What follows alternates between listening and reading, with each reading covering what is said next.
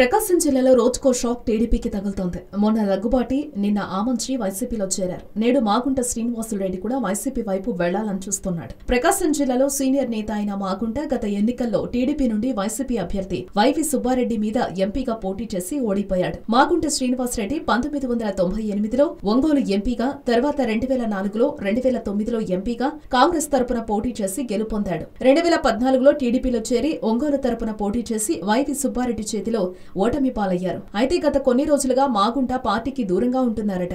దానికి కారణం ఒంగోలు పార్లమెంటు పరిధిలోని నియోజకవర్గాలను తాను చెప్పిన అభ్యర్థులను పెట్టకపోవడమే కారణమట. తాను నియోజకవర్గాల్లో సర్వేలు చేయించానని, ఆ సర్వేలు చంద్రబాబుకు ఇచ్చాడట. ఓటమి చెందే నాయకులను మార్చాలని, అది ఎంపీకి కూడా ప్రయోజనం ఉంటుందని చెప్పగా చంద్రబాబు అంగీకరించలేదట. మార్చకపోవడంతో ఓడిపోతానని, ఓడిపోయే పార్టీలో ఉండకూడదని, గత ఎన్నికల్లో ఓటమి చెందడంతో మళ్లీ ఓడిపోతే భవిష్యత్తు కష్టమని తేలడంతో పార్టీ మారాలనే యోచనలో ఉన్నట్లు ఒంగోలులో తీవ్రంగా చర్చించుకుంటున్నారు. ఇప్పటికే జగన్ ను కలిసినట్లుగా ఒంగోలు ప్రజలు అనుకుంటున్నారు. నెల్లూరులో తన కార్యకర్తల మీటింగ్ పెట్టుకుని చర్చించాడట.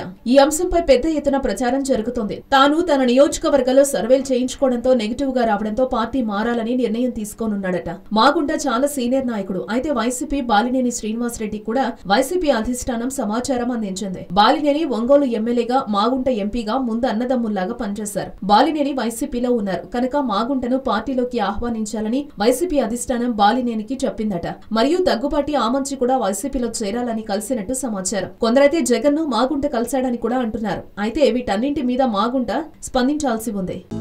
హలో, మిమ్మల్నే యోయో టీవీ యాప్ డౌన్లోడ్ చేసుకున్నారా? ఇంకా లేదా?